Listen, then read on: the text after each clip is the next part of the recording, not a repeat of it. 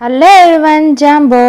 అందరూ వినాయక చవితి బాగా జరుపుకున్నారని ఆశిస్తూ కెన్యాలో మా వినాయక చవితి మేము ఎలా చేసుకున్నాం అనేది చూపిస్తాను, రండి. వీడియో లింక్ కింద ఇచ్చాను చూడండి.